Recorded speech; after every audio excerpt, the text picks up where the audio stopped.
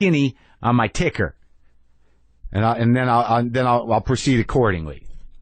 I'll know what to do then, as opposed to dealing with my anxiety or the source of my fear or panic or inability to be trusting in an intimate relationship, and my need and desire to isolate and compulsively be filled with dread, as opposed to getting to the source of that trauma and working through it and grieving properly. I'll just focus on whatever it is next that will take me to a fucking doctor. But I'll tell you, man, just sitting in equipment, and the woman who was in charge of shooting me up and taking the pictures of my heart was like just out of her mind, like intense and crazy and like, hi, how are you? What's going on? This is where we're going to do this. Please put your arms up. Please put your arms up. Okay.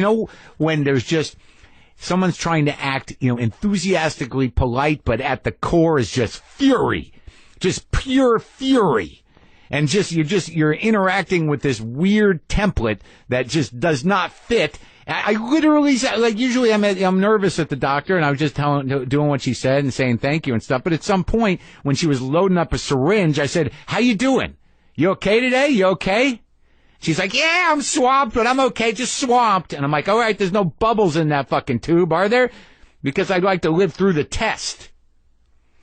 She leveled off, though, but Jesus Christ. I mean, like, if you're going to be in that sort of, they're just going on business as usual. This is the other thing it's just baffling to me. I'm in there I have to assume that they give people bad news about their fucking tickers every day, and that, at some point when you work in a doctor's office or you are a doctor, you realize that, planned obsolescence or obsolescence in general is just part of the human condition, and people are going to come and go, not just in the office, but off the fucking mortal coil. And, you just have to deal with that. That's part of the job. Oh, that guy, yeah, he was in here. It wasn't good. I guess he didn't make it.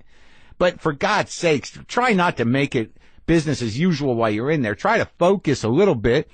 I mean, they were talking about, I was on the treadmill with, all these wires hanging off me, looking at the EKG, and they're like, so what, you have to be out of here by 1:30, right? And the intense woman said to the woman working, she's like, yeah, and the doctor's not even here yet. Yeah, I know. I heard he was 2 minutes away. I'm like, can we not have that conversation? I want to think that people care and that there's hope and that you're organized and that you know that my shit is, you've got my right. The doctor literally came into the room for a minute. I said, did you get my test results from the other place? He's like, I'll check. And then apparently he left because a new doctor came in and go, where are we with this? And then the woman, who was over the top with intensity, stuck another syringe into the dangling IV off my arm. But I'm here to tell the tale, and we'll see what happens tomorrow.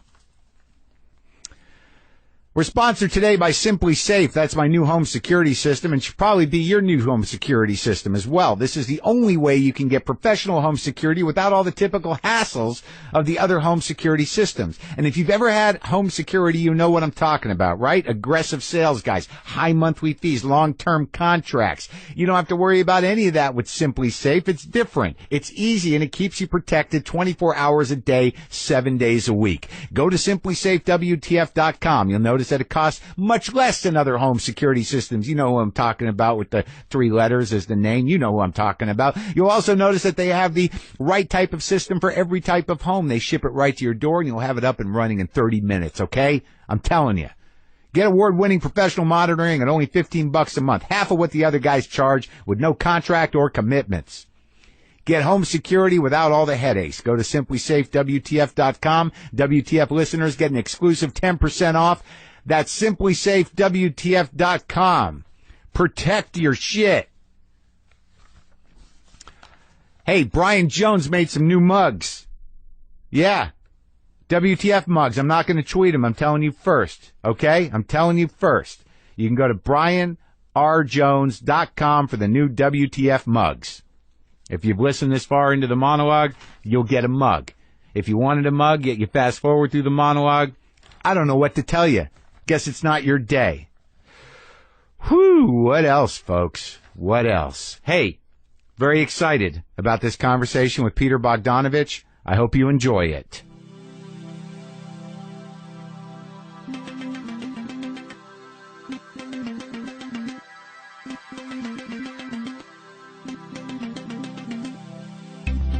Nice to see you, Mr. Bogdanovich. Nice to see you, Mark. Yeah, I'm excited to talk to you, but it sometimes it's tricky because you've been around a while. Yeah.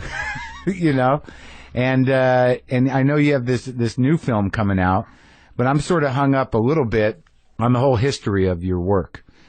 What do you think is the primary difference in the way that people, take in film now? Because I know you come from a time where film was really, a lot of time was spent understanding it, reading into it, thinking about it. There was a whole culture around that seems to have faded away. Yeah. Yes, it's disappeared. Yeah, and film culture in America is non-existent right now. It was barely existent to begin with, wasn't it? Well, I mean, there was a period in the late 50s and 60s when it was quite a bit of stuff going on because the French New Wave influence made its way across over here. Cahiers de Cinema, right? Cahiers de Cinema and all those guys that were on Cahiers, whether it was Truffaut or Eric Romer or Jean-Luc Godard, they all, made films and were writing about films in the 50s and then made films in the late 50s. And then Andrew Saris picked it up here? In New York, there was Andy Saris and me. And a guy at the New York Times named Eugene Archer, who was sort of a secret auteurist.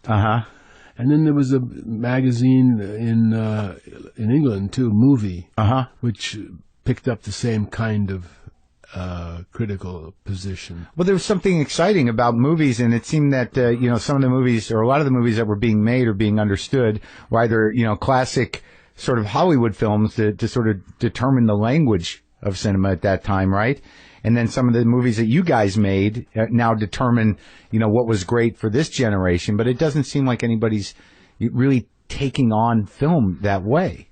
No, you're right. I mean, there are certain people, Richard Brody in The New Yorker is very hip, and Anthony Lane is funny in The New Yorker, and sometimes pretty good. Yeah. The whole thing between Pauline Kael, for example, and Andy Saris, that kind of stuff doesn't exist anymore. No one cares, and it's too big a field. I mean, there's hardly anything to write about, really. The movies aren't very good. Even the smaller movies? Well, there's some of the smaller movies, yeah. But I guess, do you find that there is a tremendous difference? I mean, I know there's a lot of garbage, but I mean, there was also a lot of garbage when you were young, too. Yeah, oh yeah. So, like, sorting out... There's always a lot of garbage. Right. But the proportion of quality has dropped. Right. Well, the proportion itself has grown so large that you don't even know where things are coming from. We're in a period of decadence in terms of movies. Is that the same as decay? And... It's the same Decadence. It's true. Yeah. But when you started out as a film critic? No. I started out as an actor. Really? In 1955 when I was 15. Really? In New York? Well, I got a job. I was studying acting at the American Theater, whatever it's called. Theater Institute? What's it called? American Academy of Dramatic Arts. Oh, yeah. They had a Saturday class for teenagers, and I was studying there, and the lady that was the main teacher there said, would you like to be an apprentice this summer in Traverse City, Michigan? They're doing a season of 10 shows, 10 plays, and you would be an apprentice, and you could be acting in the children's theater and also for the main company if there was something for you. Well, I did that, and actually by the 7th week I was playing a lead in one of the plays. And, and that was my first. Then I did the next 3 summers. I also was doing summer children's theater. New York Shakespeare Festival. Oh yeah, in Central Park. Stratford Shakespeare Festival in Connecticut. And a theater in Falmouth. It was fascinating. It was also that first summer. Yeah, we had some sort of secondary movie stars who came every week for them to make some money. A different one every week. Like Zazu Pitts. Yeah, Richard Arlen, Veronica Lake. Really? Oh yeah. And they would act. Well, yeah, they were traveling around the country doing this one play, whatever the play was. So it's like summer stock in a way. It was summer stock. Yeah. It was a star summer stock. Right. And with the resident company would rehearse the play without the star for a week, and then she would come or he would come for a couple of days before we opened. We'd rehearse it once or twice and then open. With Veronica Lake. Veronica Lake. She was something, right? She's Sylvia Sidney. Veronica Lake was very short. Really? Amazing. Was that the first time you realized, like, it's an illusion? It's an illusion.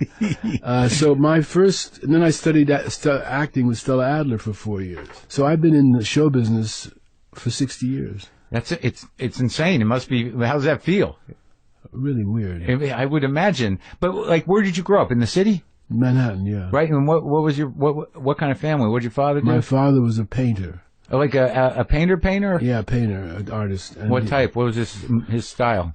Well, sort of post-impressionist, yeah? But with an element of the Byzantine as well, because he had very bright colors. Successful? No, artists are very rarely successful while they're alive. Right. The people who make money are the art dealers after they're dead. Do you have some of your father's paintings? Oh, yeah. Yeah? Yeah. My sister takes care of that. And it's just you and your sister? Yeah, I have 2 daughters and 3 grandsons. That's exciting. Yeah. How you doing as a grandfather? Well, I don't let them call me grandpa, because then it would make me go into my Walter Brennan impersonation. Yeah, did you don't want to hear that, Mr. No grandpa, huh? No grandpa. What do they call you? Papa. Pete? Okay, that's decent. Papa. And what'd your mom do? My mother was working in a job she hated for some years, and then she finally ended up teaching herself, with some help, how to make frames, and she became a very, very fine frame maker and framed my father's paintings. It worked out. Yeah, they were a team. They were a team, yeah. So when did the interest in movies begin? Well, I loved movies from the time I was a kid. They took me to see movies all the time. What's your earliest memory of a movie? Well, I don't remember it terribly well, but I'm told that I was taken to see Dumbo when I was 3, and that I hated it. Yeah, and had to be taken from the theater screaming. So I'm wondering if it wasn't some precognition to your future. Get me out of this.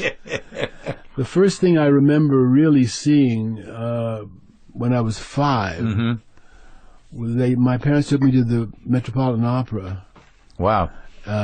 Which was on 34th Street at that time, and I saw Don Giovanni, Mozart's Don Giovanni, with Ezio Pinza and Zinka Milanov. And I remember being scared to death when the guy went to hell at the end. Yeah. The thing opened up and he went, ah! So the opera worked. Yeah, it was good. Yeah. And, but movies, I always liked movies. Went with my parents. My father took me to the Museum of Modern Art to see silent films, because my father was about 20 years older than my mother. And he basically grew up with silent films. Sound didn't come in until he was 30. Really? Yeah. So he had a respect for it. And he communicated that to me. And he was also sophisticated in that because he was a painter. Art was an important part of his life, so you probably went to the museum, the Met. Oh yeah, sure. He took me all the time to visit his favorites. Yes, and he took me to galleries on 57th Street, which used to be the great place for galleries. It's a gift that you come from such an appreciation. Yes, and they always did everything they could to encourage me artistically in my artistic endeavors. Supportive, very, very supportive in your acting. Yeah, and then what happened was I had a column in my high school newspaper for 4 years about movies and theater. Really? Yeah. Were you mocking? Were you mimicking somebody, or was it? No, I was. I don't know why I decided to do that, but I did. It was called As We See It. And they said, "Who's the we?" And I said, "The royal we." And then eventually, anyway. Were you a popular kid in high school, or were you? Well, they called me Bugs because I did a very good impression of Bugs Bunny from the time I was in kindergarten. Do you bring that back with your grandkids now? Sometimes. Oh, good. And they like the Bugs Bunny and Porky Pig thing. But I also ended up being called Dean and Jerry and Marlon because I did all those impressions. Dean and Jerry, what, Jerry Lewis? Martin and Lewis. Oh, yeah? And, sure. You did Dean? I did Dean, yeah. He was something, wasn't he? He was great. I love him. God, he was so good. I just quoted him this morning. I burped and I said, I got enough gas to get to Pittsburgh. You do sound like him. Did you ever read that Nick Tosh's book? Yeah. Oh, what a great book, huh? It was interesting, yeah. He's a hell of a writer, that guy. Very good writer. So, okay, so you're writing your column. A column for 4 years in high school. Like a dope. And it was a very good, very ritzy high school. It was a collegiate school. Uh-huh. Oldest school in the country. Really? 14 something. Really? Yeah. Where the hell was that? It's still there? Yeah, they moved. But it used to be on 77th Street between Broadway and West End. So these were sophisticated kids? Pretty hip kids. Yeah. A lot of them wealthy. Right. It was like a dope. I didn't realize when I was in high school that I could have gotten into movies free writing that column. Oh, right. Work the angle. I could have, but I didn't realize that until Yeah. I got out of high school. And then in order to get into movies and theater for free, because I was broke, Right. I said I continued writing for some cockamamie college magazine called Ivy Yeah. magazine, which was... What college? Went to all... I didn't go to college, but it went to all the Ivy League colleges. When I was 19... still studying with Stella. I had lied to Stella and said I was 18 when I was 16. Mm-hmm. And that's how I got in, because they're supposed to be 18. But I was tall, and they bought it. And when I was about 18 or end of 18 or 19, I was sitting in a diner with 5 actors from Stella's. And I said, well, I'd like to direct you. I don't know why I said this. Who are these actors? Actors from... Anybody? Nobody famous. Just a bunch of actors from the studio, from the Stella's. And I said, I'd like to direct you guys in a scene. Scene class was usually 2 actors doing a scene, or 1 actor doing a monologue. Right. Well, I got the 4 or 5 actors together, and we found a scene from a play by Clifford Odets called The Big Knife, which had a very good... I love that. That's a great play. Yeah. Well, yeah. That's good movie, too. Thereby hangs the tale. Yeah. So we did the scene. Which one? Toward the end, something in the 3rd act. And when it was over, the class applauded, and Stella stood up and said, "Very good, darlings, you're very good, but you've been directed. Who directed you?" And they pointed at me. I was in the back of the studio, and they said, "Peter." And Stella turned to me and she says, "Bravo, darling, brilliant." So I thought, shit, maybe I should just direct the whole play. Yeah. So I got the rights from Clifford Odets at the age of 19. You wrote to him? I wrote to him. I wrote him a long 2-page typed letter. And 2 weeks later, he said, okay. I hadn't done a fucking thing. Yeah. And he said I could do it. And then it took me 9 months to raise $15,000 to put it on off-Broadway. And we did, and we got really better reviews than the original production, which was Strasberg and John Garfield. And it ran a respectable 63 performances. Jeez. And then I was out of work. Right. Who did that film? Because it's hard to find that film. Bob Aldrich. What a great... Aldrich. I love that movie, man. Well, the movie wasn't as good as the play. Oh, yeah? But it's a good movie. Steiger was a trip in that movie. He was very funny. Yeah. But they cut some of his best lines, like, "You have pissed away a kingdom today." I love that line. Gone. That's not in the movie. Yeah. So you're out of work. So I'm out of work, so I started writing about movies and theater, and I got in free. And a guy named Dan Talbot, who was an exhibitor and a writer, opened a theater 2 blocks from where I was living with my parents. Yeah. Called the New Yorker Theater. He changed the name of it. Yeah. It became a very influential theater. The idea of the theater was to run American classics as opposed to foreign films, which most of the art houses in New York were running foreign films. What year are we at? 60. Okay. 60, 61. So American classics at that point would have been some of the musicals, the westerns. Well, things like the Informer, The Grapes of Wrath, things like that. That was 60, 61, and then I was hired to be the artistic director of a season of summer theater in Phoenicia, New York, and we did 10 plays. I directed 4 of them. What were they? Well, the 4 I did was Tennessee Williams' Camino Real, Kaufman and Hart's Once in a Lifetime, another play by Clifford called Rocket to the Moon, and a play by Agatha Christie called 10 Little Indians. And we had good success, particularly with all of them were successful. I supervised the other 6 shows. It was quite an interesting summer. So coming into theater, though, like in directing theater, did you Did you study that, or was it more intuitive for you? Well, I saw about 350 plays in New York on Broadway. So my mother insisted that I go to the theater. When you were a kid? When I was 13. And I raised a ruckus. I said, I don't want to go to the theater. I want to see Martin and Lewis in the movie that had just opened. Right. And she said, you're going to the theater. So you saw that. So you really went all the time. So you saw everything. Well, she sent me to this. She's insisted that I go to this play. It was Henry Fonda in a play called Point of No Return. I remember sitting in the last row of the balcony, and I loved it.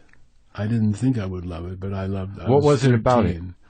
I don't know. It's just great. And but did you feel it? Because I went to see some theater recently, and I tried to define, like I talked about it just the other day, the importance of theater, what exactly it is. There's something that you can't get anywhere else. It's like it's a visceral experience, and it's moving. It's live. And it's exciting. And then after that, I went every weekend to the play. I must have seen 350 shows between 1952 and when I moved out of L.A., New York. Do you remember like moments where you were like, holy shit? Oh, yeah. I saw Cat on a Hot Tin Roof, directed by Kazan. And oh, my God. I saw Ben Gazzara's first thing in End as a Man, which was brilliant. That's the first review I wrote. For Ben? Was Ben Gazzara in End as a Man, which was written by Calder Willingham, based on his book, about a Southern military academy. He played a kind of a sadistic guy. He was very good and very funny, actually. And that was the beginning for him? That was for Gazzara. Made him a star, Yeah. Overnight, really. So many people got launched out of theater back then. I mean, it made a big difference. Oh, sure. Doesn't happen at all anymore. That goes the other way now. Doesn't seem to happen at all anymore. No, because like now you become a movie star or a TV star, then they drag you to Broadway to sell the play. Yeah, that's right. It's interesting. I didn't even realize that how many people came out of theater. John Garfield, you mentioned. I mean, he must. Sure, have been he was with the group. Yeah, right. That was Strasberg's people. It was Strasberg. The actors group. Harold, the group theater. The group theater. It was Strasberg, Harold Clurman, and Stella. And then the American Method came after that. Well, it was around that time. Mm-hmm. What happened was. And Odets was involved too, right? Who? Clifford Odets. Yeah, he was the kind of the house playwright for the group. He wrote Waiting for Lefty, which was a big success. And what was the other one? Golden Boy? Golden Boy. Oh, I saw a revival of that not too long ago. It was great. Yeah, it's terrific.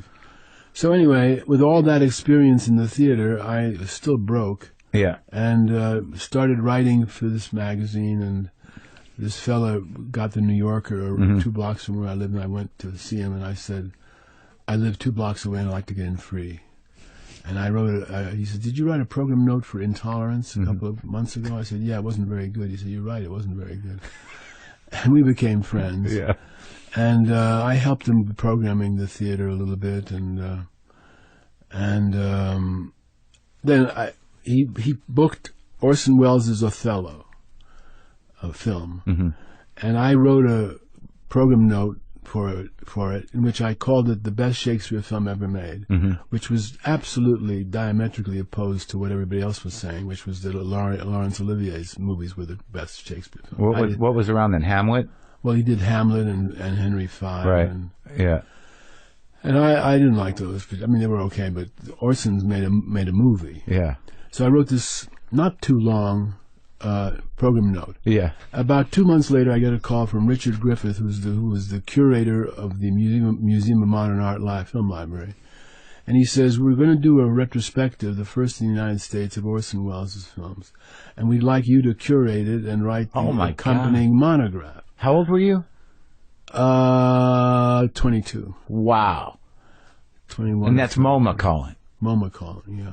Orson Welles retrospective. Yeah, and at that the first in the United States. How many? Was he still making features? Yeah, he was shooting time? the trial in Europe. Okay, so he was almost done in a way. Well, no, he had still a few more pictures. So I said, "Why are you asking me?" I said, "You usually do this, Dick. Why are you asking me?" He says, "Well, I don't like Orson Welles, but a lot of our members do." And our associates in Europe think he's great, and so on. And we read your program note, and you obviously are a partisan, so we'd like you to do it. You like the guy, and you're smart. Why don't you do it? That's right. They paid me $50 to curate the thing. To curate the thing and to write the monograph, which was published by Doubleday and the museum. What was the process of curating? You just went film for film? Got the films for them. Okay. So all of them.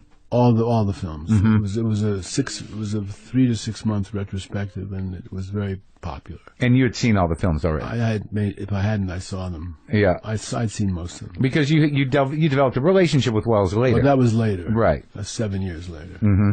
But anyway, so that was the first thing I did for the museum. Yeah, and around the same time, I had gone to California on my own. I saved up enough money. And I went, I think it was in early 61 or 62, I can't remember now. Yeah. I went to convince Clifford Odets to let me do another play. Which one? Night Music. Uh-huh. Which he didn't let me do. Why? He didn't want to do, he said he didn't want to do any more. One was enough. He got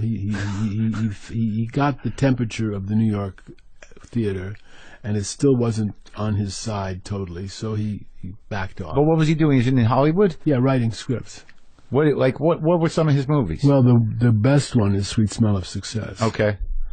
And he was also directing. He directed a movie called The Story on Page One.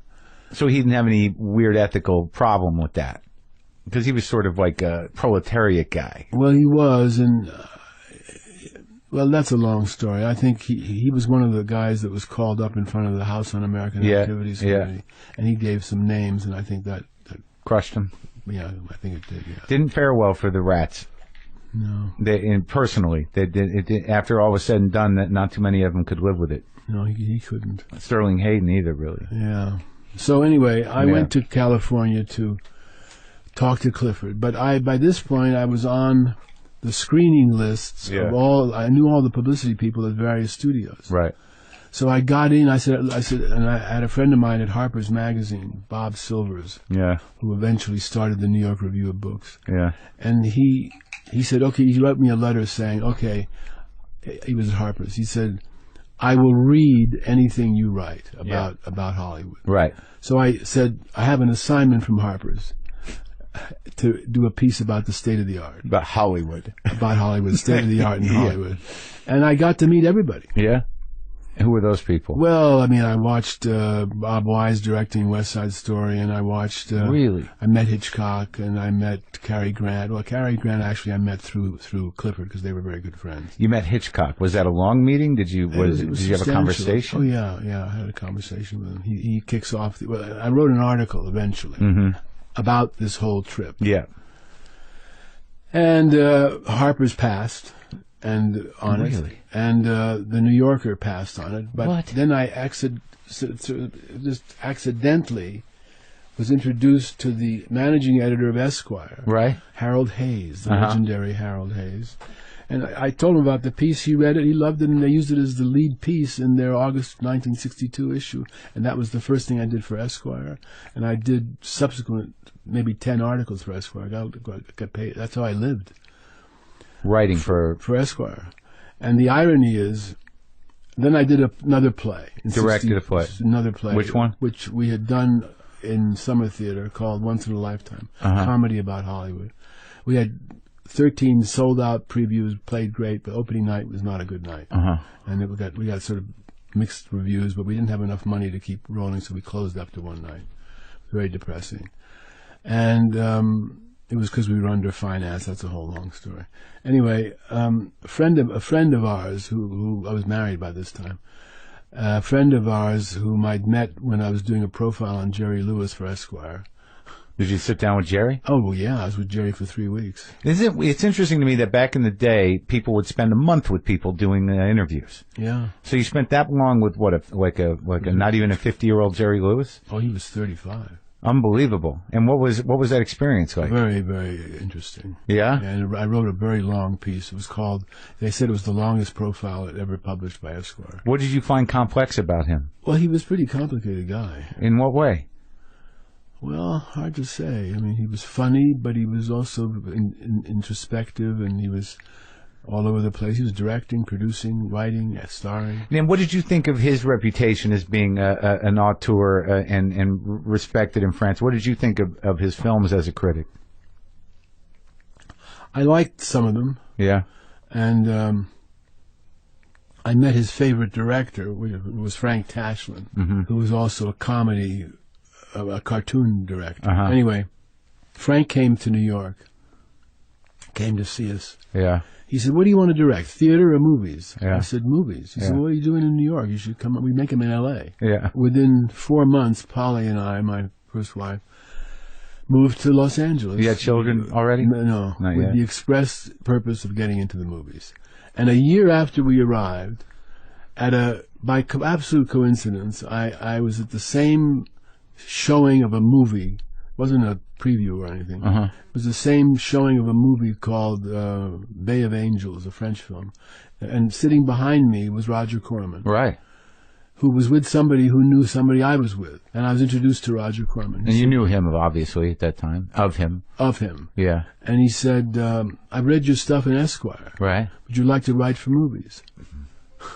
I said, yes.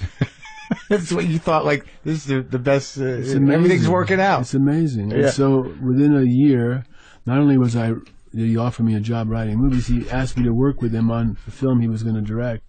First, he asked me to read the script and give me his opinion, give him my opinion. And I said, it's terrible. He said, yeah, I know it's terrible. He said, I'd like you to do a rewrite. He said, I'll pay you $300 and no credit. Uh-huh. Okay. But at that time, so you had obviously read a lot of plays, worked in a lot of plays, directed plays. You were taking apart movies. You were on sort of the cutting edge of film criticism. You were involved in that. You understood how it all worked. But had you written a screenplay at that time and No, before? So, but you knew the form. Well, I knew it. I'd seen enough movies to know to get the idea, and I'd read a lot of screenplays. Uh-huh. But I forgot to mention that after the Welles retrospective at the museum, Uh-huh. the same place I met Harold Hayes, Esquire guy, I saw a film by Howard Hawks called Hatari, Uh-huh. which was his new film. And I called my friend at Paramount, and I said, look, if I can get the Museum of Modern Art to do a Hawks retrospective, would Paramount pay for it? And they got back to me and said, yes. So I called Richard Griffith, and I said, if you put on a Hawks retrospective, Paramount will pay for it. Mm-hmm. Great. Yeah. So I got paid by Paramount with the first money I made from movies, $200 a week, to write the monograph, interview Hawks. I went to California to interview Hawks, and find all the films. How was that for you? Oh, he became a lifelong friend. As did Jerry. As did Jerry Lewis? Yeah. To this day? To this day, yeah. I called him the other day. Really? Oh, sure. The other day I called him about a year ago. I called him, Jerry, it's been 50 years we've known each other. You realize we're having our 50th anniversary? Yeah. Hey, Sam, Peter says it's been 50 years since we know each other. That's what you got. Yeah, he was very happy about that. Anyway, so I did the retrospective of Howard Hawks, which was the first in the United States also. And the following year, I said to the museum, how about Hitchcock? Let's do retrospective. And they said, fine, and we got Universal to pay for that. This is the mid-'60s. This was, Orson was 61, Hawks 62, Hitchcock 62. So all these guys were still making movies. Oh, yeah. And some of it... Hitchcock's retrospective was coordinated with the opening of The Birds. Oh, my God. And I met Hitchcock again. I'd already met him. And did the monograph for that. And Universal paid for that. And then after that I left New York and went to California. So Corman offers you this writing job. Now I got to assume, given what you've taken in your life up to that point, and given that you were intellectually assessing the styles of all these guys, that once you started to get these opportunities, that there must have been a tremendous amount of pressure by your own brain around how you were going to take this stuff on. Not really. No? The first thing I did was, Roger asked me to do a rewrite on that Wild Angels script. It was a terrible script. Right. And I rewrote about 80% of it. Right. And he loved it. Yeah. Shot it. Yeah. And he kept running out of time, and he wasn't going to go over 3 weeks, so he kept saying, I can't do this, we'll do it second unit. Yeah. I said, who's going to direct the second unit? He said, I don't know, anybody can direct the second unit, my secretary can direct it, you can direct it. Yeah. I said, well, I'd like to direct it. Well, no, all right, we'll see. So I did direct the second unit. Now this is, so you're coming into it with no film directing experience, and you've got a camera guy, and you've got some lighting guys, and you got your sound guys. I had the whole crew. Right, but you had been watching how Corman was doing it. Oh, yeah, and I'd watched John Ford directing for 3 weeks in Monument Valley. When you interviewed... When I did a piece on him for Esquire. So what was Ford directing at that time? Cheyenne Autumn. Huh. And I watched Hawks directing Rio Bravo. Really? El Dorado. Was that Dean? No, Dean is in Rio Bravo, but this was Bob Mitchum and John Wayne. Bob Mitchum. Yeah. John Wayne. Yeah. So you're hanging out with these guys. Yeah, for a week and a half. And you're like this little kid almost. Well, I was a kid. So I was very young. Now, what was your demeanor around these guys? Were you gracious or annoying or? No, they liked me. They liked you. Yeah, Ford liked me. He picked on me all the time, but he liked me.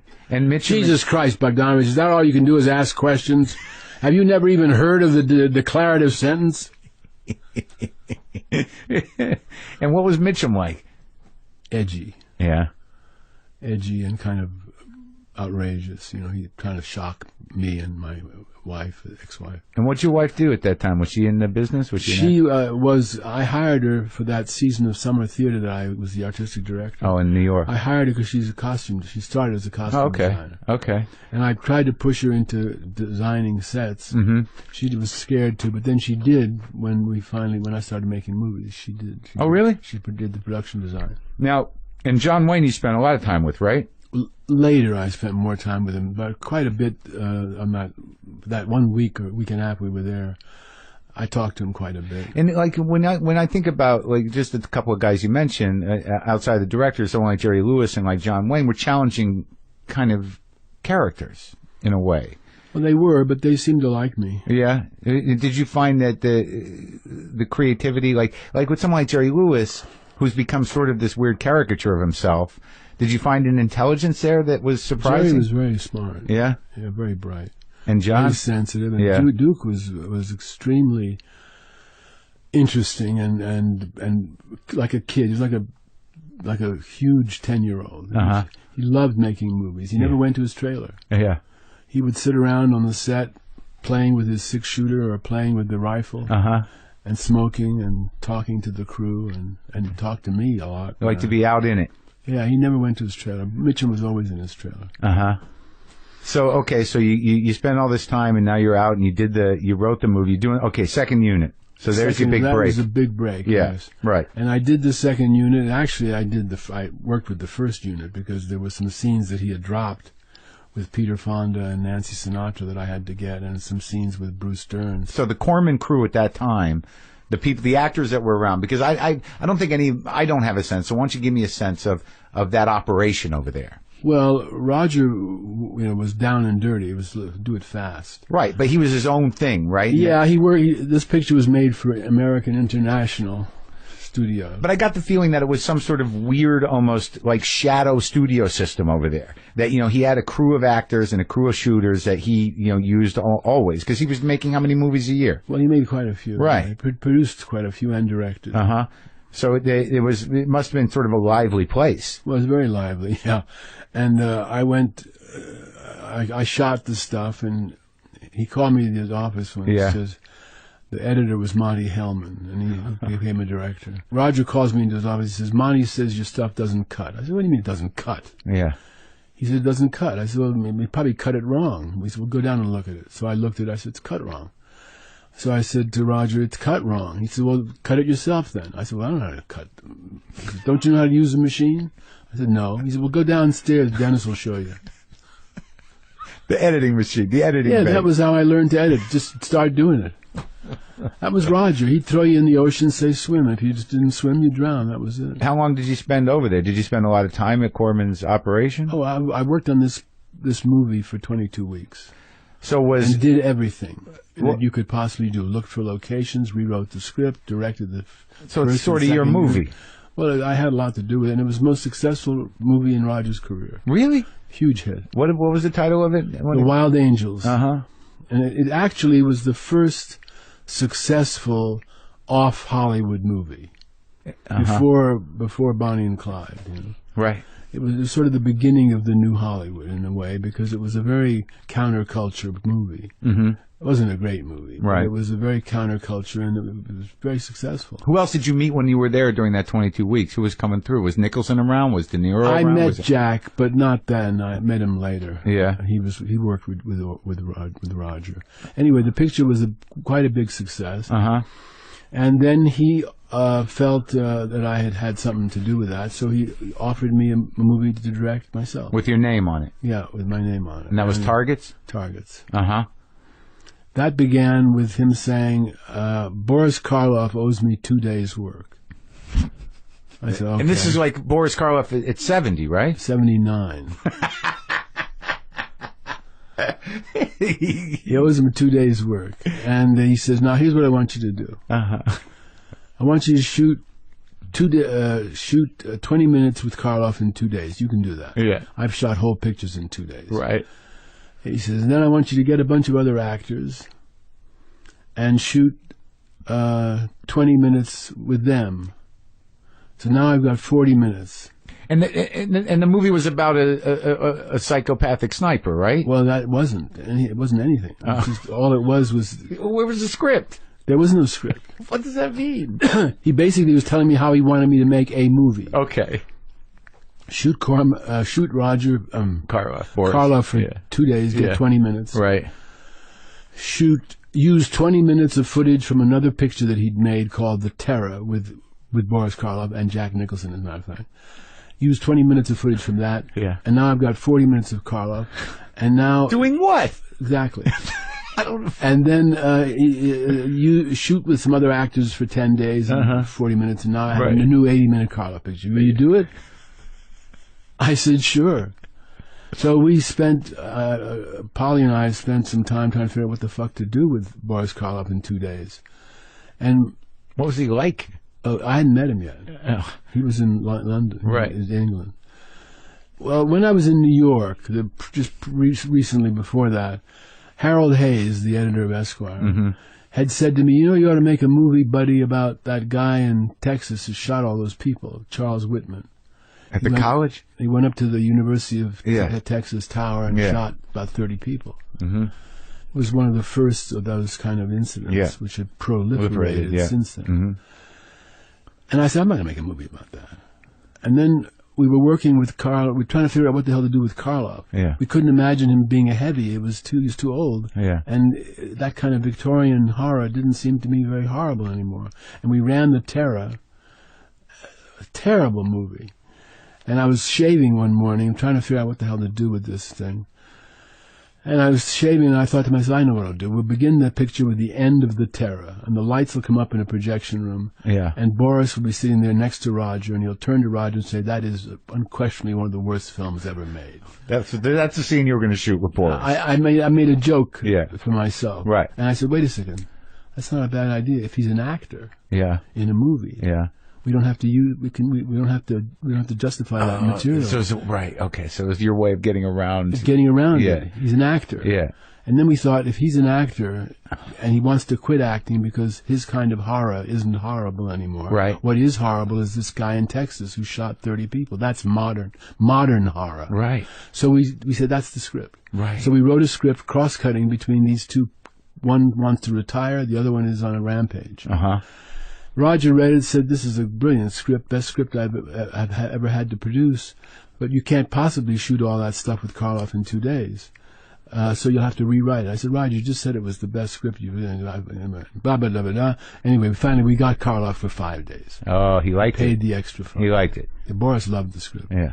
And Roger liked it and paid the extra few bucks. Okay. For 3 more days. We still had to shoot Boris in 5 days, half the script in 5 days. And he was 79. 79, he was great. He liked me. He didn't like Roger at all, but he liked me, and we got along very well, and he liked the script. Uh-huh. And we shot the whole picture in 23 days. And that was your first? That was my first film. And how'd that do? Not well. What happened was I didn't want American International to release it. So I had a friend of mine, actually Jerry Lewis's secretary, Carol Saraceno. She had been Jerry's secretary. Right. She was now working for Bob Evans, who was the head of the studio at Paramount. Right. Already? Yeah. In the late 60s? Mid-60s? 67, 68. So he just gotten a job? Recently. And I said to Carol, can you get Evans to see my picture?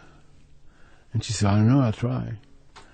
I get a phone call a couple of weeks later from Bob Evans. He says, you ruined my evening last night. I said, what do you mean? He said, I wanted to, Carol's been bugging me to look at your movie. I thought I'd look at a reel and go to dinner. I couldn't turn the fucking thing off. We want to buy it. Yeah. And that's what happened. And that was the beginning of your relationship with Bob Evans? With Bob Evans, signed a 7-picture deal. 7-picture deal? Yeah. And they didn't use me on any of them. And you weren't 30 yet? Oh, how old was I? No, I wasn't 30 yet. 1968, I was 28. Well, can we speak to that for a minute about what you said is that the first Corman film that you were involved with was really the turning of the tide in terms of the studio system, their inability to see what the new market was. Mm-hmm. And I don't know that Corman was necessarily on the pulse of that, but certainly he was. Yeah, he did the trip understood after that. Okay. So that was the beginning of their slipping and you guys finding your way in. It was the new Hollywood beginning. Right. Yeah. But it happened sort of in a weird way that they had lost traction, right? Was it a natural evolution? No, it was all kind of coincidental. Oh, it was? I think. Yeah, that Bob Evans got that job and that he was... Bob was very bright Uh-huh. and sort of an old-fashioned kind of studio head, actually. And things were interesting at that period. And when did you start finding or meeting these other guys that were involved in that? Like Coppola and... Around that time. Friedkin. Who were your contemporaries that you were close with? None of them. I didn't get along with any of them. Why? I liked older people. I liked Cary Grant. I didn't want to spend time with Jack. Because you had a respect for their work. I like what they did, yeah. I wasn't friendly with any of those directors, actually. But you sort of lumped in with them. I met them. Yeah. And, I didn't particularly get along with them. Were they friends? Were you an outsider? Kind of. Uh-huh. I didn't hang around with those guys.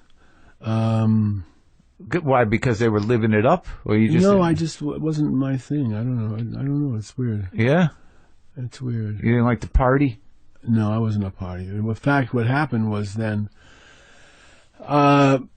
Targets opened the door to a lot of things. Uh-huh. Got pretty good reviews. Yeah. The Times reviewed it twice, and Uh-huh. the New York Times. And we showed it to a producer named Bert Schneider, who was the head of a company called BBS, which was Bob Rafelson was the director, who had made 5 Easy Pieces. Yeah, it's great. And Steve Blauner and Bert Schneider. And did you get along with Rafelson? Yeah, I did very much. Is he still around? Yeah, he lives in Aspen now. So we showed Bert Schneider had seen Targets, and he says to me, "If you ever have a picture you want to make, bring it to us. We'd like to work with you." Okay. So I, through a series of odd coincidences, I read a book called The Last Picture Show by Larry McMurtry. Yeah. And I said I'd like to make this, and I sent it, and I called Bert Schneider. I said I'd like to make The Last Picture Show. Yeah. And here's the book. I mean, he said, "Well, send me the book." I said, "Why don't you buy it?" Right. Yeah. And he bought it and read it and said, "We'd like to make it." Right. And so I did. And now what? Okay, so let's talk. And then that's history. That's history. That made me a star. It did make you a star, and it was at that time it was a provocative decision to shoot in black and white. Very, yeah. And I imagine you had to fight for that. Well, that's a funny story. You want to hear it? Yeah, sure. That's why you're here. I was talking to Orson Welles, whom I'd gotten to know. After 7 years, he called me suddenly. After the retrospective? Yes, 7 years after the retrospective. Uh-huh. By now, I had made Targets, and I was married, and I had a daughter. Uh-huh. We had another one after that, and Orson calls me and says, "Peter Bogdanovich?" I said, "Yes." He said, "This is Orson Welles. I can't tell you how long I wanted to meet you." Uh-huh. I said, "That's my line." I said, "Why would you want to meet me?" He said, "Because you have written the truest words ever published about me. Pause. In English." and I said, "Really?" He says, "What are you doing tomorrow? You want to meet me at the Polo Lounge?" And I said, "Sure." And that's how we met. So I got to know him. Where was he at then? I mean, what was his... He was doing Dean Martin's show and Tonight Show, and so he'd become a sort of a clown. Well, he's kidding around a lot, and it was kept him going. And he had made The Trial, and had made Chimes at Midnight, the Falstaff movie, just before I met him, which I loved. But when you say it was keeping him going, I mean, this guy was a genius. Had Hollywood abandoned him? Oh, sure. Yeah, he couldn't get a job. For what reason? He never had a hit picture. That's basically what it was all about. Anyway, so I'm sitting with Orson at breakfast, and I said, I'd like to, in this film I'm making, I'd like to get that depth of field that you got with Toland? With Citizen Kane and Touch of Evil. Who was that? Was that Toland? It was Greg Toland, yeah. And he said, you'll never get it in color. I said, well, I think the film has gotten faster now. Maybe you'll never get it in color. I said, what do I do then? You shoot it in black and white. I said, well, I'd love to shoot it in black and white, but I don't think they'll let me. Have you asked? No, I haven't. Well, why don't you ask? You know what I say about black and white, don't you? No, what? It's the actor's friend. Why do you say that, Orson? Because every performance looks better in black and white. Name me a great performance in color. Yeah. I wasn't going to argue with him. So I went to Bert Schneider and I said, I'd like to shoot it in black and white. He says, why? I said, well... Orson told me? I almost said that. I said, I think we can get the period flavor quicker, and I think the performances will look better. And he said, and he got back to me a week later. He said, okay, go ahead. A couple of years later, I asked him, how come you let me do it so easily? He said, I thought it would be a novelty. He was right. Was it cheaper? Marginally. Right. It didn't make much difference. It was a novelty. It demanded attention. Yeah. So that was a big hit, and then... And that was the first movie for, what, Jeff Bridges, maybe? The first time he got nominated for an Oscar. And what, Timothy Bottoms, was it? Yeah, Tim Bottoms. And Sybil Shepherd, Cloris Leachman. And what, and Cloris won the Oscar, Ben Johnson. Ben Johnson. We got 8 nominations. You were nominated for director. And script. And you're not even 30. Was I 30? That was 1971. I was 31, 32. So this is mind-blowing. This is a huge deal. Huge deal, yeah. I mean, unbelievable. It also got great reviews. I mean, we got... It's a great movie. I mean, you know that. Newsweek said it was the best film by a young American director since Citizen Kane. Oh, my God. Did Orson call you? Yeah, he sent me a telegram. It said, reading your notices is like opening presents for Christmas. Oh, shit. That's nice. Sweet, isn't it? Yeah. Did he see it? Yeah, he saw it. He said, that's not the script I read. He didn't like the script. He said, that's not the script I read. I said, yes, it is. He said, no, it isn't. You transformed it. Did you ever think about using him as an actor? Oh, yeah. We almost did Nickelodeon together. He didn't? What happened? I don't know. Yeah.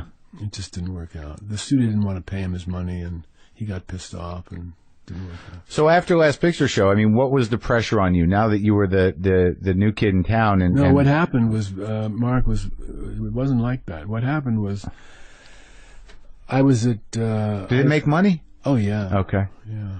A lot of money. The picture only cost $1.3 million.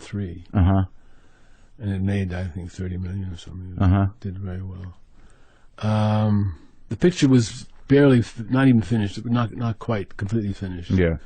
And I get a call from my agent, and he says, Steve McQueen's looking for a director to do this new movie, The Getaway. And we'd like Steve to see the Last Picture Show. So Steve comes in, runs the Last Picture Show, comes out of it, and he comes over to me, he says, you're a filmmaker, man. I'm just an actor. You're a filmmaker. I want to work with you. And we started, and they hired me to do Good guy? He was very nice to me. We started to work on The Getaway with Walter Hill was going to write it. At that point, I started work on the script with Walter, and I get another call from an agent, my agency. She says, Barbra Streisand wants to see the picture. She heard McQueen is Last Picture Show. Wants to see Last Picture Show. She's supposed to do a picture at Warner's. Yeah. And they'd like you to direct it, but she wants to see the picture first. So she sees the picture. She loves it. And she says, I want to do a picture with you. And I said, well, I don't like that script that they've sent me. Which one was it? It was called A Glimpse of Tiger. It never was made. And I said, I just don't like it much. And she said, well, I want to do a drama with you. I said, well, I just did a drama. I want to do a comedy. She said, I just did a comedy. I said, well... The Getaway wasn't a comedy. No, but she wasn't going to be in that. This was right. A separate movie. Right. But I was just working on the script of The Getaway. Okay. I never did make that film, by the way. Who shot it? Was it Peckinpah? Peckinpah. Okay. Right. The reason, well, that's another long story. Anyway, so I go to John Calley was the head of Warner Bros. Yeah. Very nice guy. I had met him before. And he calls me into his office and he says, Peter, Yeah. Barbara really wants to make a picture with you. Right. I said, but John, I don't like that script. He says, well, let me put it this way. If you had to do a picture with Barbara Streisand, what would you do? Yeah. I said, well, I'd do a kind of a screwball comedy, a Daffy Dame, Square Professor, like Bringing Up Baby. Yeah. Do it. Really? He said, yeah. Who would you get to write it? I said, well, I worked at Esquire with Benton and Newman. And he said, fine, use them. They just did something for us. Can I produce it? Yeah. So I walked out of the office with this idea, producing and directing Barbra Streisand's next picture. We were in the middle of shooting when Picture Show opened. Mm-hmm. They wanted to open the New York Film Festival with the last picture show, and I couldn't get there for the Friday night, so they moved it to the second night because I was shooting. They moved it to the second night. Shooting what? What's Up, Doc? So that's the one you did with Streisand. That's right. And so they moved the premiere?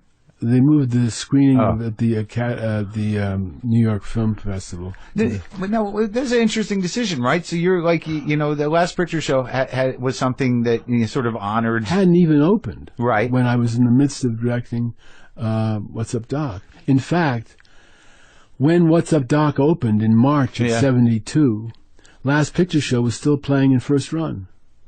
So I had 2 pictures in the top 10 variety for about 6 months.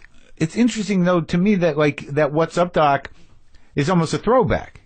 Well, it's a screwball comedy. Right. Yeah. So, because, when I think about the Last Picture Show, it's almost an art film. Well, it was kind of an art film. But you just wanted to do a screwball comedy. You just saw her in I thought, I've done that. Right. Might as well do something different. And it killed. It was great, right? It was a huge, made a lot of money. Hit. For both of them, made him a star, right? Well, Ryan was a star. He already was? Made him a bigger star. From what was he a star? Love Story. Love Story. Yeah. Oh, it was Love Story. Yeah. All right. So then, all right. Well, and it became Barbra Streisand's most successful film in her career, except for A Star Is Born. Oh, yeah. More successful than Funny Girl. And now, how's your personal life at this point? Is that starting to come unglued? Oh, well, that came unglued during the Last Picture Show because I fell in love with Sybil. Yeah. And she fell in love with me. And oh, boy. I was married and I had 2 kids. And she was something, huh? She was something. Are you guys friends? Yeah. Really? Yeah, we talk all the time. That's an amazing feat. Well, yeah, but she's a good girl. I love her. And then what happens, man? And then you do what? Well, then what I was going to do was a Western. Yeah. With Larry McMurtry. I said to Larry, let's do a Western. Yeah. He said, well, who's going to be in it? I said, John Wayne, Jimmy Stewart, Henry Fonda. All the guys. Sybil Shepherd, the Clancy brothers, remember them? Mm-hmm. Ben Johnson, Cloris Leachman, Ellen Burstyn. He said, Jesus Christ. He said, what kind of Western do you want to write? I said, a trek. They start somewhere, they go somewhere. Mm. Larry, I knew had Western stuff in him. He hadn't written a Western yet. Mm-hmm. And he wrote a 350 pages of screenplay. Mm-hmm. And I rewrote them and cut it down to about 150 pages. And we gave it to the actors. Fonda said, okay, he'll do it in a second. Jimmy said, yeah, well, I'll do it, but why do I let the horses go? And I said, well, we're going to shore that up, make that clearer, Jimmy. All right. And then Duke turned it down. Duke said, well, Pete, it's kind of an end of the West Western, and I'm not ready to hang up the spurs yet. But you don't die in the picture, Duke. He said, no, but everybody else does. Mm-hmm. So he turned it down. Mm-hmm. So I said, I'm not going to make this without John Wayne. So I said to Larry, why don't you write it as a novel? 13 years later, he wrote Lonesome Dove and won the Pulitzer Prize. It's based on my script. He also bought the script from Warner Brothers for $85,000. What was it called? The script? Streets of Laredo, which was the sequel that he wrote to Lonesome Dove. He called it Streets of Laredo. Anyway. Great story. Yeah. So you didn't do that. So you did Last Picture Show, What's Up, Doc, and the third movie? Well, what happened was Paramount came to me and said, would you do this book called Addie Pray? Yeah. And I read the screenplay that Alvin Sargent wrote. I said, it's good, but I'm doing a Western. Then when the Western fell apart, they still were there wanting me to do this Addie Pray, which was about a con man and his little girl. And but westerns were dying at that point, weren't they? They weren't doing too well. Mm-hmm. They were kind of on the way out. Right. But Wayne was still doing westerns that were successful. So Rooster Cogburn. It wasn't. Yeah, it wasn't. He offered me that. Mm-hmm.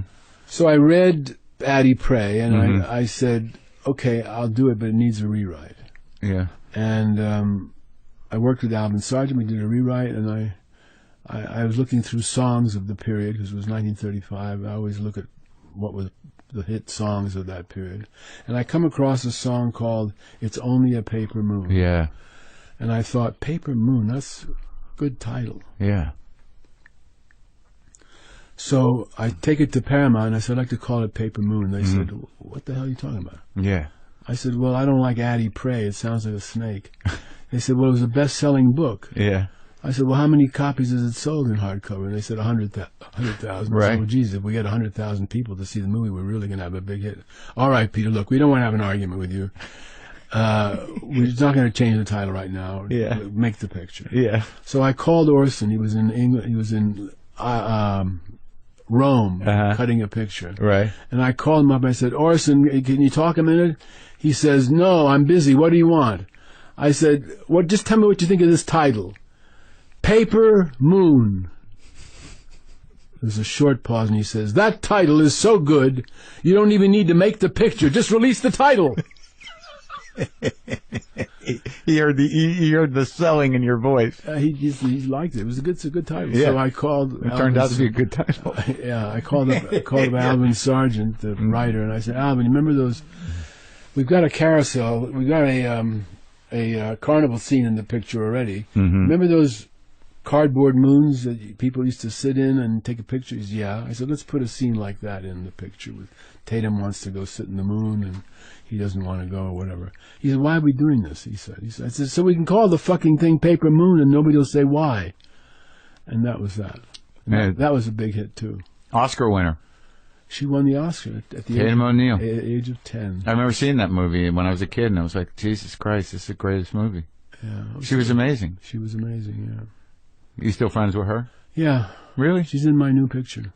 And the one that's coming out now, she's funny that way. A bit. Oh, yeah? She just does a bit, just a cameo, just for the fun. That's nice. It's a nice sort of loyalty thing. Sybil did that, too. She was in it, too? She was in it, too, briefly. And Richard Lewis and Michael Shannon, they all did bits. So you did, so then you did those 3 movies, which were huge. Yeah. And then the tides turned a little? Well, then I made 3 that weren't successful. Happens. For various reasons.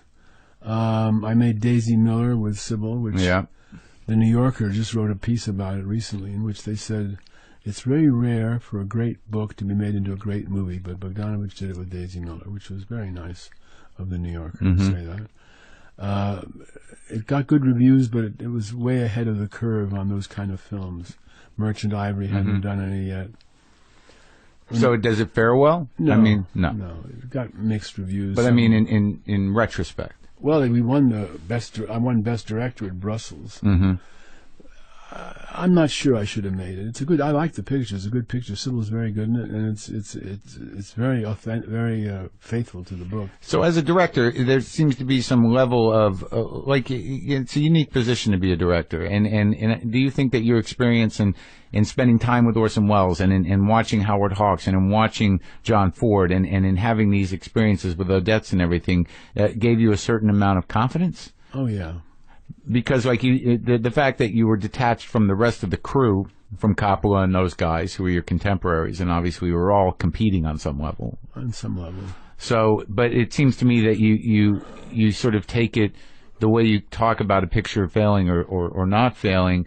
Is that something you had calm about in the moment, or is this something that you are able to do now? Able to do now. Okay. We made a musical that was completely screwed up.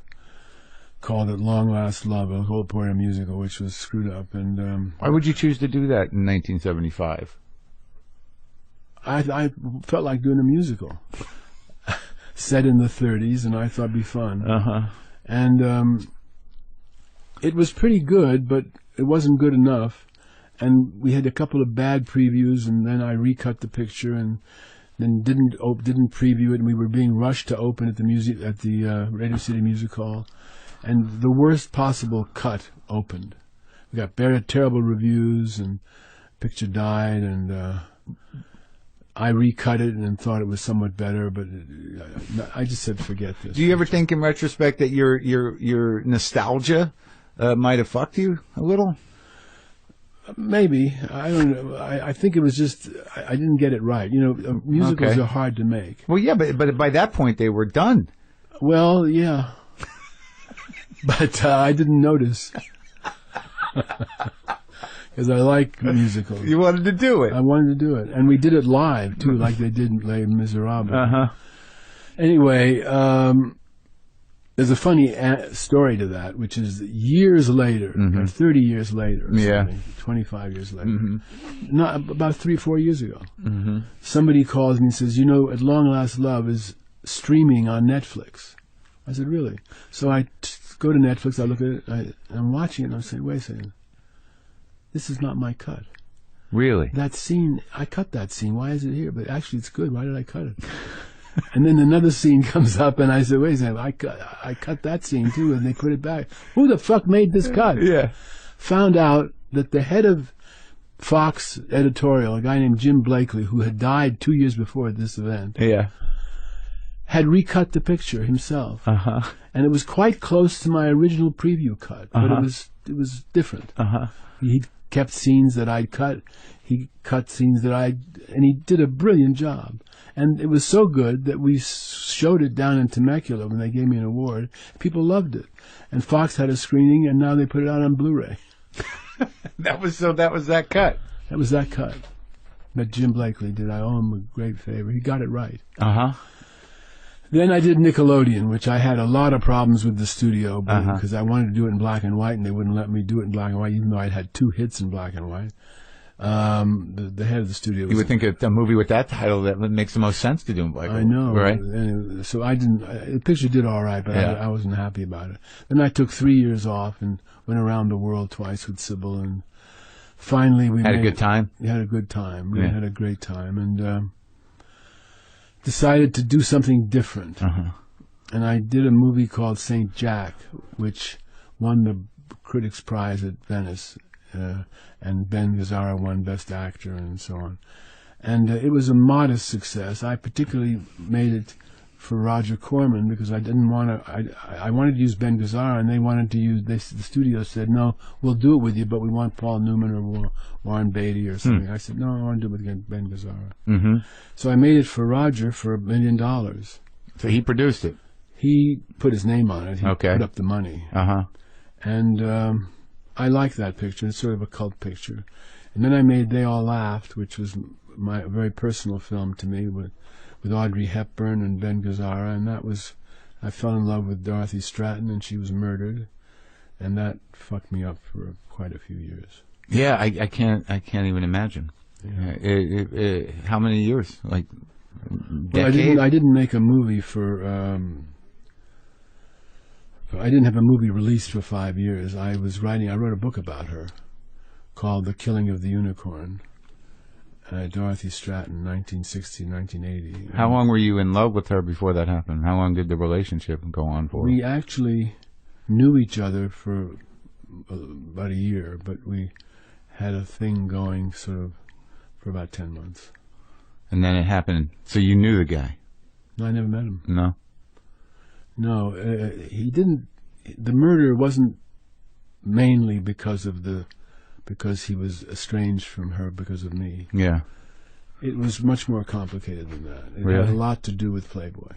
And I don't want to go into it now, but it was not a cut and dry thing where he's jealous because... Right. It wasn't that at all.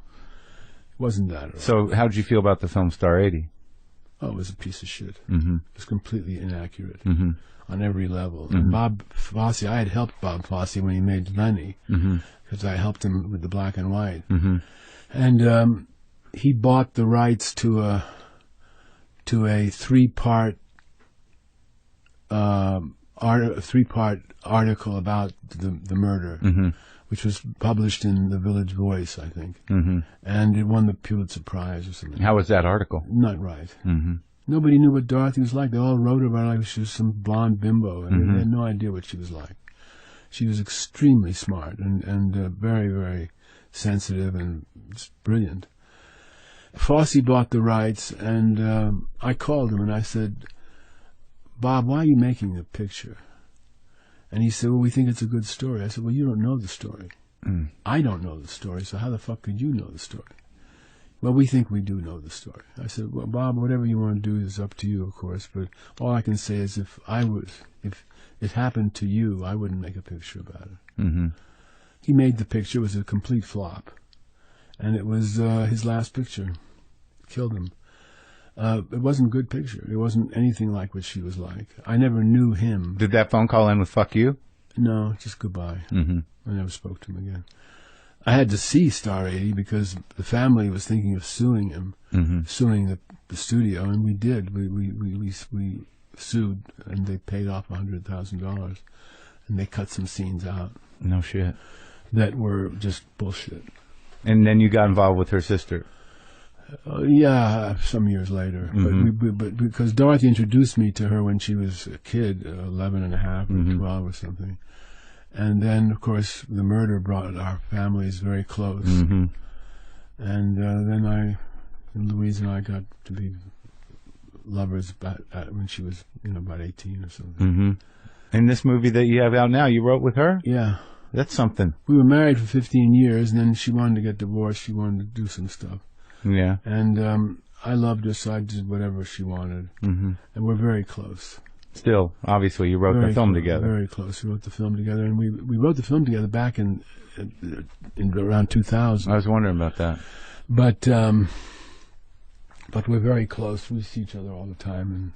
And in fact, I used to, when I was living out here recently, I stayed at her apartment.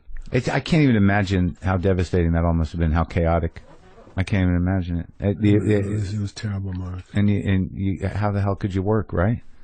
Well, I didn't want to work. Yeah. I thought I would never make another picture, really. Too heartbroken? Yeah, it was just like, tragic. Who gives a shit about pictures? And then that whole thing with, just the nature of the scene, that side of Hollywood. When you talk about, going back to the big knife, and then you sort of living, because that seems to me that story was an intimate story to you, but for the Vultures, it was a big story. It was sort of like a show business tabloid horror show. Oh yeah. And you're the guy who's has no voice in it. Not really. That's fucking devastating. Yeah, it was pretty bad. It was the worst part of my life. And what did you come back with? When did you finally start working again? Well, I was broke because I bought back the rights to They All Laugh, the picture that Dorothy and I and Audrey Hepburn There's a did. big cast, right? There was Audrey Hepburn, John Ritter, Ben Gazzara, Dorothy. And that was a screwball comedy? It was a kind of a bittersweet romantic comedy. Okay. It was funny and also sort of bittersweet. I thought it was the best film I'd made up to that point. I still think it's my best film. Really? Well, it's my favorite film anyway. I don't know. I got to go back and watch it again. I remember seeing it, but I was young. What was that, like 81, 82? 81, yeah. Yeah. I mean, I was just graduated, maybe high school. Oh, it's a good picture. Wes Anderson and Noah Baumbach and Quentin Tarantino loved that movie. Oh, yeah. Quentin put it on his 10 best list of all time, which I thought was pushing it, but it was very nice. And you work with him. He used you for voiceovers, right? He did on the Kill Bill picture. But specifically because he knew that you did that. That I did. I was always the disc jockey in my own pictures. And he knew that, so he asked me to come in and do a thing. What happened was Universal offered me a picture after I'd finished writing the book about Dorothy, which took me about 3 years. They offered me a picture called Mask. And it was about a 100-page screenplay, and it covered the last 10 years of this boy's life. And I agreed to do it because I needed the money. But there was another reason also, which I'll tell you, which was that when we were living in New York making They All Laughed, and I was basically living with Dorothy, she was staying at my suite at the Plaza, although she had a suite elsewhere, another hotel, but she stayed with me most of the time. So you were living the life. We were living together. Right, but I mean, like having a suite at the Plaza, you were living a Hollywood life. In a way. I had a mansion in Bel Air. Yeah. We used to go to Doubleday's bookshop which used to close at midnight on Fifth Avenue. Yeah. It's gone now. They're all gone. But we used to go down there around 10:30 or some 11 o'clock at night and get some books. And the only play, the first play that Dorothy had ever seen on Broadway, and the only one she ever did see, was The Elephant Man. And she was Bowie? It was before Bowie Okay. did it. And I saw it with Bowie, but that was later. Yeah. And she loved it and was very interested in it. And I didn't, as I say, I didn't see it. But we went to Doubleday's, and there was a book about the real Elephant Man. Yeah. Whose name I can't remember right now. John Merrick? Was it Merrick? Yeah, I think you're right. And she had this book that she was looking through about John Merrick, and I looked over her shoulder, and there were some photographs in there. I couldn't look at them. Jesus Christ. And she was riveted. Yeah. Interesting. And she wanted to buy the book. Yeah. I said, you sure you want to buy that? And she says, yes. Very definite. Yeah. And so we bought the book, and she read it, cover to cover. And I never figured out what that was about. And then after she was killed, I went to see The Elephant Man in New York with Bowie, as a matter of fact. And then it sort of started to make sense. What the thing was, Dorothy and I would be walking down the street in New York. Yeah. And everybody would stop and look at her. Yeah. Dogs stopped. Yeah. I'm not even exaggerating. This Dogs is would stop with her. from she was stunning, and she'd also done the Playboy stuff. Yeah, but no, it wasn't the Playboy. It was thing. just because she was stunning. Right. And she was tall Yeah. and just a knockout. Movies never captured how she really looked. Yeah. She was better looking than that. And I said, everybody's looking at you, DR. What is going on here? She said, no, they're looking at you. I said, they're not looking at me. The only reason they're looking at me is to see who you're with. And I said, well, does it bother you? She said, yeah. I said, why? Well, I don't know. I feel weird. It's like I've got ice cream on my shirt or something. So it didn't matter why they were looking at her; they were just looking at her. Yeah, and it was freakish. It was freakish to her. Yeah. And so I realized that if you're an outsider, whether you're beautiful or ugly, whatever sets you apart from everybody else still makes you feel like an outsider in some way. Yeah. And so I understood Mask, and I said, okay, I'll do this for Dorothy. And we made it. It's a good movie. It was a good movie. It was a better movie when I finished with it than what they released. I had a big fight with them. I sued Universal. Over what? Never was more hated in Hollywood. Really? Yeah, because what happened was, you'll appreciate this, Bruce Springsteen had never let anybody use any of his music in a movie. Uh-huh.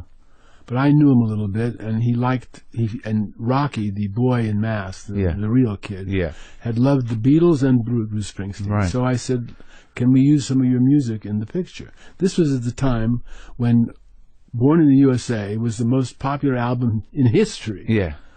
Yeah. And I got to use anything I wanted of Bruce's in the movie except Born to Run.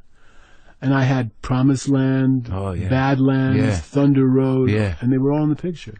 I went to Europe, and they took them out of the picture and replaced them with Bob Seger, because they said they couldn't make a deal. They could make a deal, but they didn't want to make a deal. It's a long story. There was a guy at Universal who had it in for me. Anyway. Yeah, he didn't want the picture to be a hit. Where's that guy now? Well, he's not in pictures anymore, but he's still alive. Unfortunately. Anyway,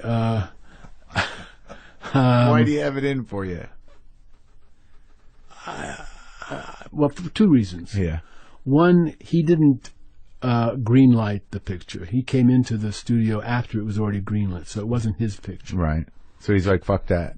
Let's take that off the docket. Yeah, and what he wanted was the picture he brought to the studio called Out of Africa to be considered the great film, which it won Best Picture. Sure. It wasn't that good a picture, by the way. So he diminished my picture as much as he could.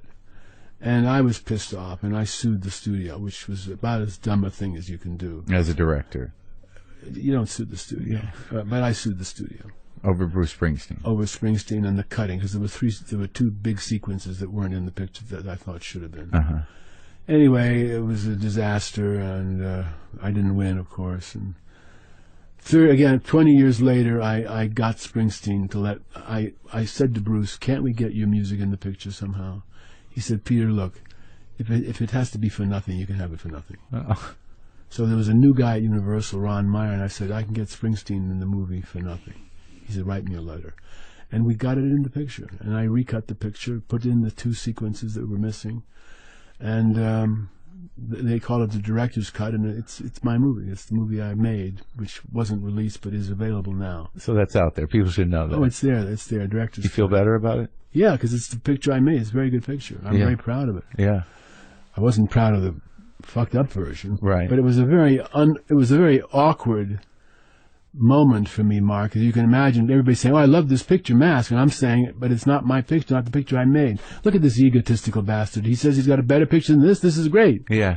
No, it ain't. What I made was pretty damn good. Right. But this is not as good. Did that fuck you? That bite you in the ass? Oh yeah, of course, everything did put me in the ass. But you survived, Peter. I'm here. You survived and you work. I'm still working. What compelled you? I know you did other movies, obviously, and some television. What compelled you to do the Tom Petty documentary? Because people love that thing. Yeah, I loved it too. I loved doing it. Yeah. Well, what happened was this. A guy named George Draculius, who's a record producer, and a friend of mine whom I got friendly with through Wes Anderson, who became friendly with me too. Do you love his movies? Yeah, I like his movies a lot. You like Noah's movies? Yeah, very much. And you like Quentin's they're movies? Friends of mine. Yeah. They're all These are your guys, the young guys. Yeah, the young guys. Who else? They call me Pop, Who else? and I call them my son. Oh, are there other ones? No, those are the 2. Oh, Quentin doesn't call me Pop. Right, but those 3, you like their movies. I like we their we movies. started by talking about movies and independent movies, and you like those guys. Yeah, I do. Anybody else? Oh, there's people around. Yeah? Sure. I don't know. I'm not, You like David O. Russell? yeah. He makes good movies. Good. I like him personally too. Yeah, that's good. So Tom Petty. So George Draculius called Draculius. me and he says, "Would Tom Petty wants to do a documentary about the 30 years anniversary, which is coming up, of the Heartbreakers. He wants to know if you'd like to direct Great it." American Band. Yeah, exactly. He'd like to know if you'd like to direct it. Really, Tom looked at. He was. And I said, "Why me?" And George said, "Well, I mentioned." He said he wanted a major director, and I mentioned you, and he said, "Can we get him?" And I'm asking you if you'd do it. So I said, "Yeah, I'm interested. Let me think about it." I hung up the phone. I called Louise Stratton, my ex-wife at the time. She's already been my ex, but I called her up. I said, "Tell me about Tom Petty. Is he a folk singer?" She says, "No, he's not a folk singer. He's one of the premier rock and roll artists in the country." Great, one of the best. And I said, "Oh, really? Well, George just called me and blah, blah, blah." She says, "Do it, do it, do it, do it." Oh. So I went to California, sat down with Tom for 4 hours, and I said, "Tell me the story of the Heartbreak." He told me the whole thing, and I said, "Okay, I'll do it."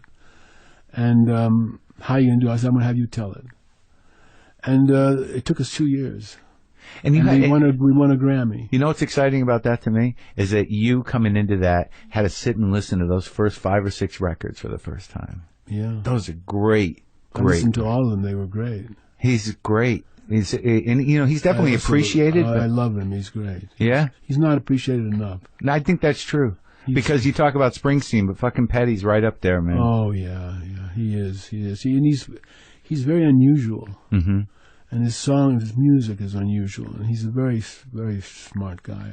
I love him. And now you act, because like in The Sopranos, I was surprised to see you because I only knew you as this intelligent filmmaker, and I'm watching The Sopranos. I'm like, holy shit, that's Peter Bogdanovich. I didn't know he fucking acted, but now I know you acted a lot. Originally. Now, do you carry anything over from your experience with Stella Adler into when you do that? Oh, sure. What was her pitch? What was her angle? Basically, with Stella, I learned the technique of acting. I had instincts as an actor, and I had a talent as an actor. But when you're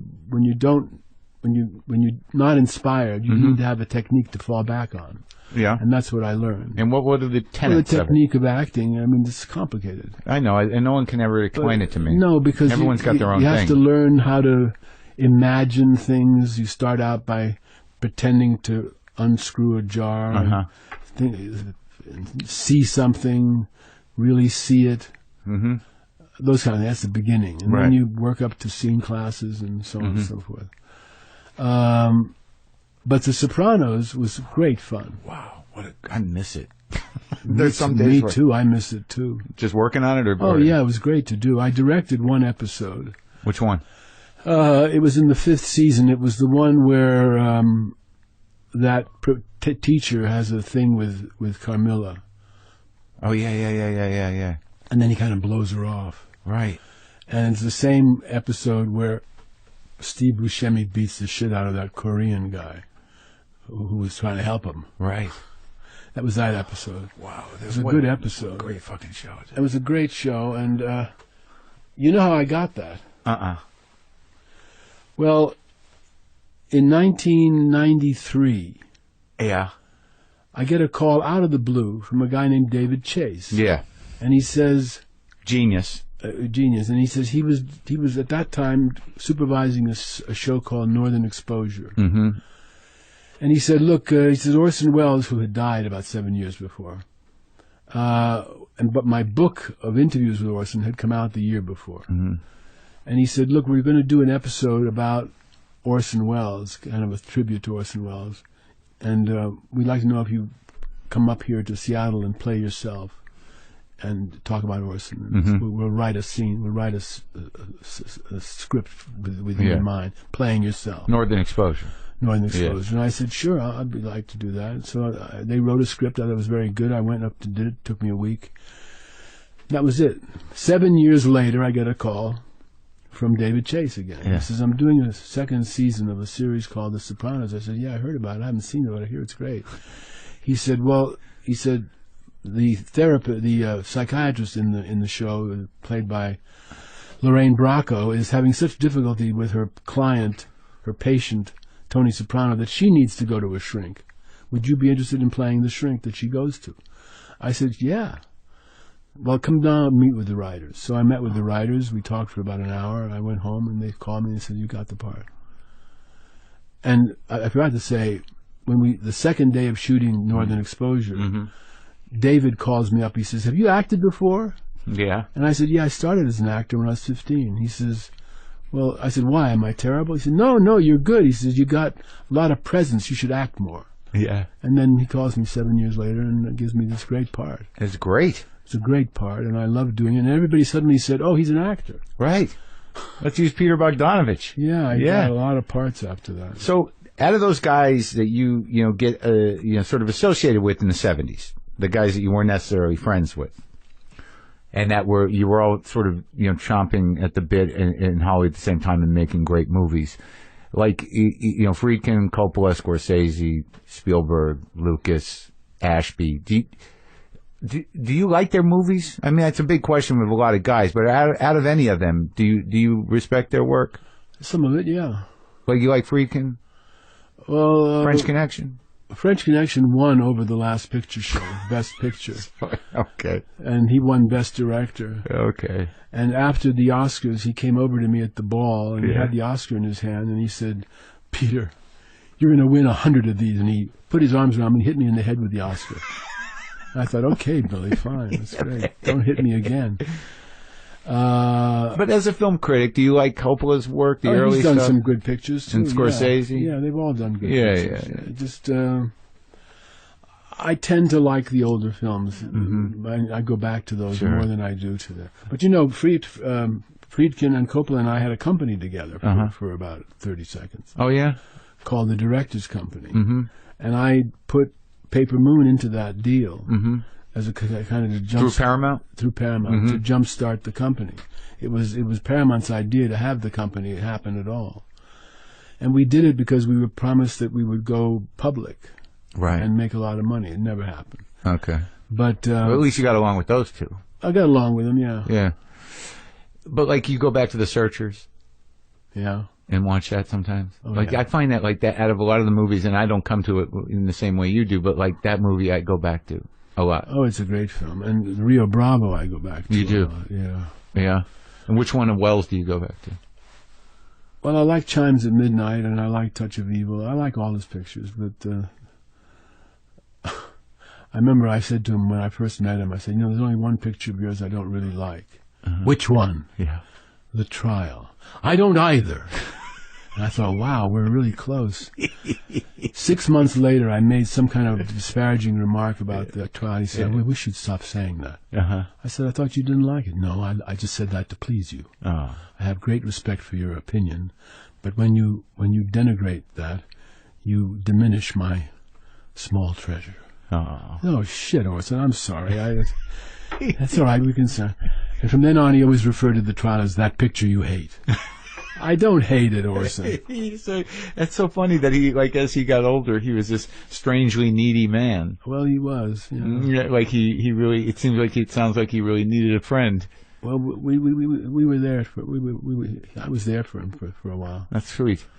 So the new picture, like, it's been a while, huh? Since you. Well, I had people say to me, "You haven't made a feature. You haven't made a picture for what are you doing?" I said, "You've been working." I had a very long. 12 years. I did 6 years of The Sopranos, published a 600-page book on actors called Who the Hell's in It?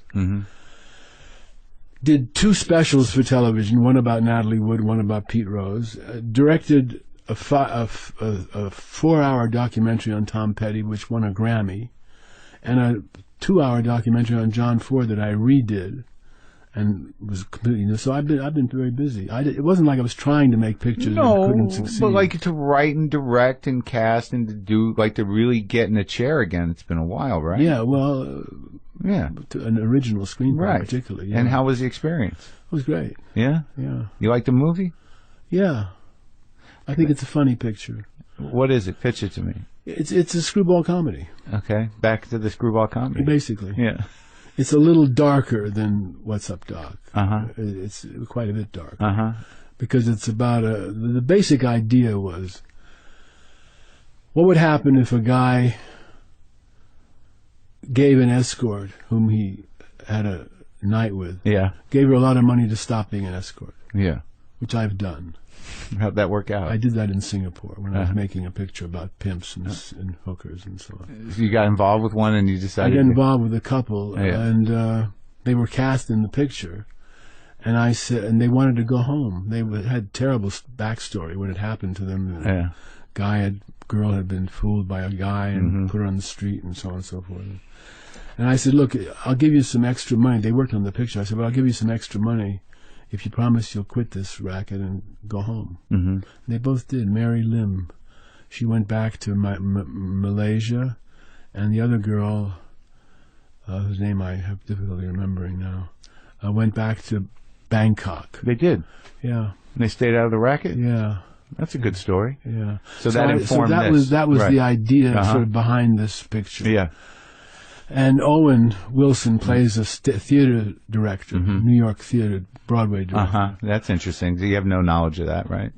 Well, no, he doesn't. But you. That's what I'm saying. You're kind of, it's a surrogate. Yeah. And he's married, and he's about to direct a play on Broadway with his wife, who's a star, and so on. And the night before they arrive, he gets to New York first, and he has an escort. And he gives her $30,000 if she promises to stop being an escort. She's young, played by Imogen Poots, who's an absolutely brilliant actress. Great. And then he has auditions for this play that he's doing, and she comes into audition, not knowing that he's the director because he gave a fake name. Yeah. And that's the beginning of All Hell Breaks Loose. Wow. And there's a lot. It's a big cast? Well, we've got the 6 principals. Who are they? Are Owen Wilson plays the director. His wife is played by Catherine Hahn. Okay. Oh, she's great. She's just great. Love her, man. Great. And the escort is played by Imogen Poots, who's brilliant. And the movie star who is in the play, played by Rhys Ifans. I don't know if you know him. I don't know. He's Welsh actor. He's brilliant. Oh, wait, I think I do know him. I've seen him, Yeah, you've seen him. Yeah. And then the therapist, the therapist of the escort is played by Jennifer Aniston. Oh, great. And it's a pisser because Jennifer's never played anything like this. Oh. She plays the therapist from hell. And she wanted to play it. I asked her to play the wife. She said, no, I want to play the therapist. Oh, that's great. And she did a great job. I mean, Will Forte's in it, too. Oh, he's great. Good cast. I love that guy. He's a great guy. He really is. He plays the playwright. Oh, that's great. Oh, well, that's exciting, man. Yeah, it's fun. And how are your expectations? Well, you never know. You feel, but you're excited, right? Let me put it this way. The first screening of the picture ever, in fact, it was the first time I saw it all the way through put together, was in Venice at the film festival last year, not this year, last year.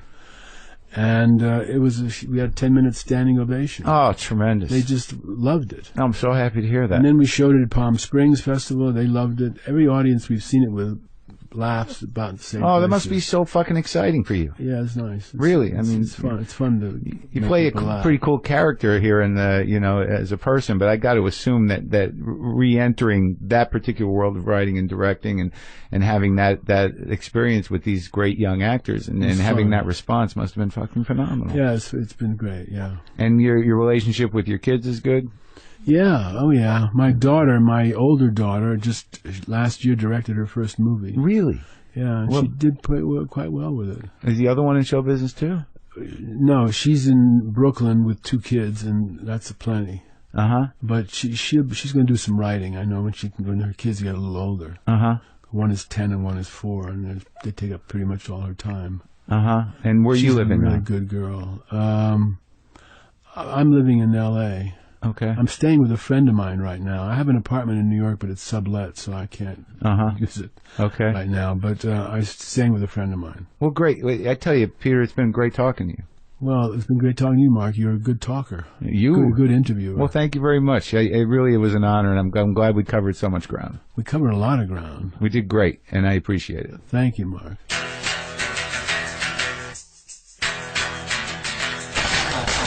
I enjoy talking to Mr. Bogdanovich. I get a feeling that he's not always the easiest guy to work with. Did you get that feeling? That there was a lot of wisdom there and a lot of exciting history, and I'm glad I got to talk to him. I also want to remind you to check out Blunt Talk this Saturday and every Saturday, only on Stars. It's the new comedy from the perpetually tortured Jonathan Ames, which makes sense because it's about a pretty tortured character, Walter Blunt. He's played by Patrick Stewart, and he's rude and flawed and almost always misguided, but you can't help but love him anyway. Like me. Get ready for Blunt Talk and get ready for Patrick Stewart here on WTF in a few weeks. He's a great guy. I love talking to him, and you'll love watching him on Blunt Talk. New episodes every Saturday, only on Stars. Go to WTFpod.com, and for all your WTF Pod needs, get a little justcoffee.coop if you want. Get on the mailing list. Check my schedule for gigs. Get hooked up with the new Howl app. Do the thing, man. Do the thing.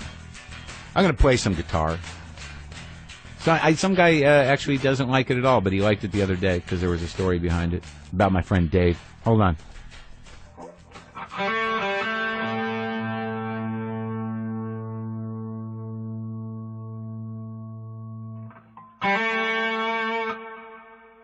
How's that thing sound, man?